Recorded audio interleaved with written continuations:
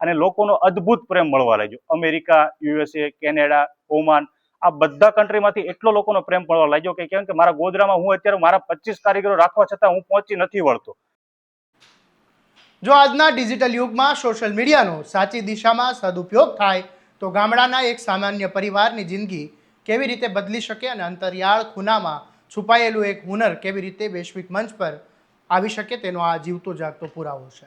અમરેલી જિલ્લાના લાઠી તાલુકાનું એક નાનકડું ગામ અને ત્યાં એક યુવાન પોતાની માએ બનાવેલા ગોદડાને એક વિડીયો ઇન્સ્ટાગ્રામ પર શેર કરે છે. જોતામાં આ વિડીયો લાખો, કરોડો અને સેંકડો લોકો સુધી પહોંચી ગઈ છે અને હાથ બનાવટની આ પરંપરાગત ગોદડાની માંગ દેશના સીમાડા વટાવીને સીધી અમેરિકા અને કેનેડા, ઓસ્ટ્રેલિયા જેવી દેશોમાં પહોંચી જાય છે.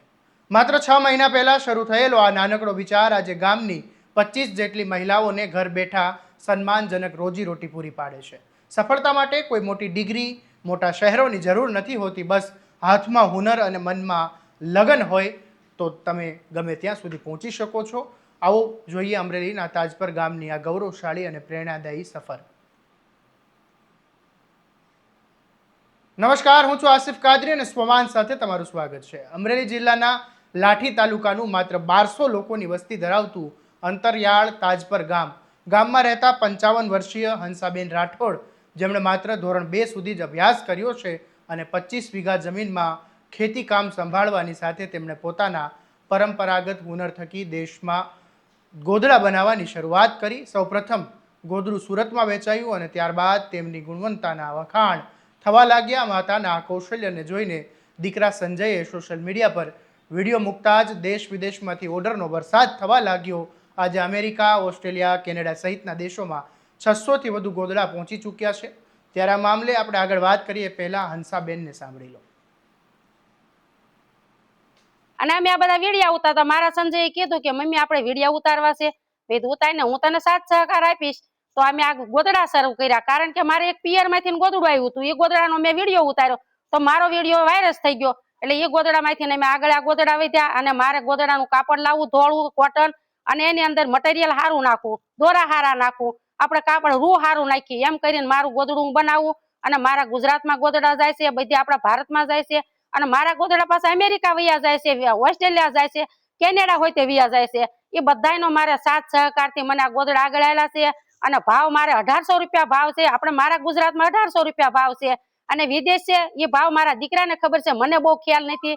એટલે મારા દેશમાં મારે 1800 રૂપિયા ભાવ છે.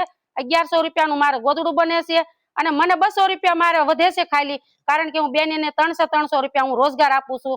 અને હું પાછી હોય તે બનાવું છું ગોદડું પાછું કે મને 300 રૂપિયા મળે, કારણ કે આપણે એટલા બધા ઓલાથી હું ખેતી કરું છું. ખેતી કરતા કરતા હું આ કામ કરું છું.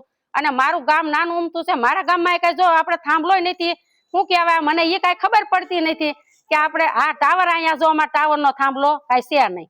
એટલે આપણે જો અમે આ તોય તે મારો બાબલો અમને સાથ સહકાર આપી અને આપણે આગળ વધ્યા છીએ.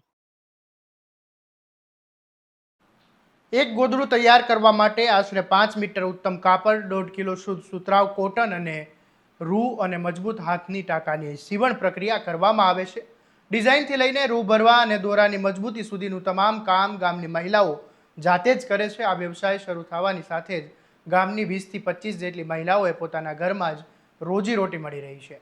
પ્રતિ ગોદડે 300 રૂપિયા લેખે રોજના 2 ગોદડા બનાવીને મહિલાઓ 600 રૂપિયા જેટલી આવક મેળવીને પોતાના પરિવારને આર્થિક ટેકો આપી રહી છે. ત્યારે આ મામલે આ ગોદડા બનાવતા એક કારીગર રંભાબેન છે, તેમને તમે સાંભળી લો.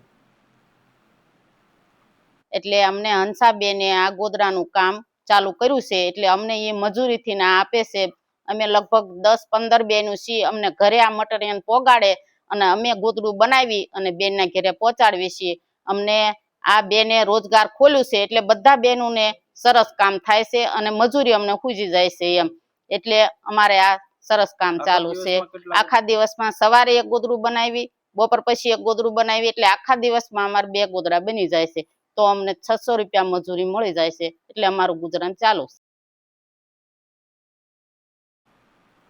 જ્યાં ઇન્ટરનેટનું નેટવર્ક પણ મુશ્કેલીથી મળે છે તેવા ગામમાં દીકરાએ ટેકનોલોજીનો સાચો ઉપયોગ કરીને માતાની હાથની કળાને આંતરરાષ્ટ્રીય બજારમાં પૂરું પાડ્યું છે.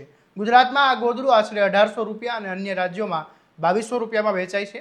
જ્યારે વિદેશમાં કુરિયર મારફતે મોકલવામાં આવે છે અને આજે દર મહિને 400 થી 600 ગોદડાનું સતત વેચાણ થઈ રહ્યું છે, ત્યારે આ મામલે આજે યુવાન છે સંજય રાઠોડ, જેમણે પોતાની માતાની કળાને વિશ્વ ફલક પર સ્થાન આપ્યું છે, તે યુવકને પણ તમે સાંભળી લો.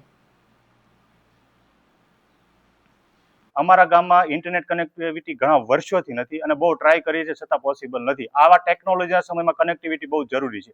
છતાં પણ મેં ને મારા મમ્મીએ શરૂઆત કરી સોશિયલ મીડિયાથી, યુટ્યુબ, ઇન્સ્ટાગ્રામ, ફેસબુકથી, અને એમાં રીલ્સો બનાવવાની સ્ટાર્ટ કરી.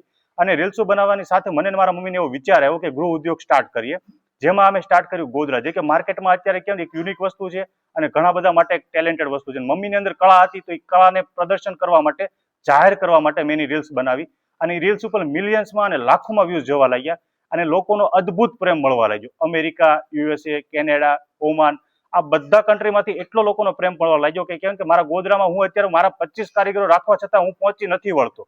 બરાબર, આટલું કરવા છતાં મારા ઇન્ડિયાનો લોકોનો તો પ્રેમ મળે જ છે, છતાં મારા ફોરેનનો પણ એટલો બધો મને પ્રેમ મળે છે. બરાબર, કેમ કે હું ને મારા મમ્મી અત્યારે 25 કારીગરો હોવા છતાં અમે પહોંચી નથી વળતા. આથી મોટી બીજી ગર્વની વાત કઈ હોય? બરાબર ને. અને બીજી ગર્વની વસ્તુ એ છે કે મમ્મીને દેશ વિદેશ સુધી પહોંચવાનો મોકો મળ્યો. ગામડાની લોકોની કનેક્ટિવિટી નથી, છતાં મારા મમ્મી અત્યારે વિદેશની ધરતી ઉપર પોતાની પ્રોડક્ટ પહોંચાડી છે.